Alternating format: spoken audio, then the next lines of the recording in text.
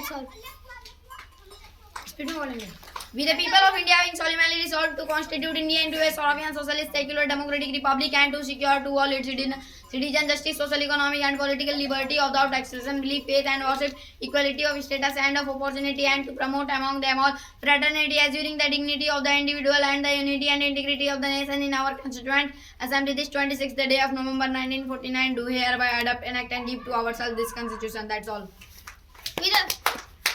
the people of India having solemnly resolved to constitute India into a sovereign, socialist, secular, democratic republic and to secure to all citizens justice, social, economic and political liberty of thought, expression, belief, faith and worship, equality of status and of opportunity, and to promote among them all fraternity, assuring the dignity of the individual and the unity and integrity of the nation in our constituent assembly this 26th day of November 1949 do hereby adopt, enact and give to ourselves this constitution.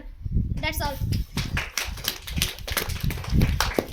We the people of India have solemnly resolved to consider India to a sovereign, socialist, secular, democratic republic and to secure to all its citizens justice, social, economic and political liberty of thought, expression, belief, faith and worship, equality of status and of opportunity, and to promote among them all fraternity, assuming the dignity, individual and the unity and integrity of the nation in our constituent assembly this 26th day of November 1949 do hereby adopt and give to ourselves this constitution. That's all. We the people of India having solemnly resolved to constitute India into a sovereign, socialist, secular, democratic republic and to secure to all its citizens justice, social, economic and political liberty of thought, expression, belief, faith and worship, equality of status and of opportunity, promote among them all fraternity, assuring the dignity of individual and the unity and integrity in our constituent assembly this 26th day of November 1949 do hereby adopt and give to ourselves this constitution. That's all.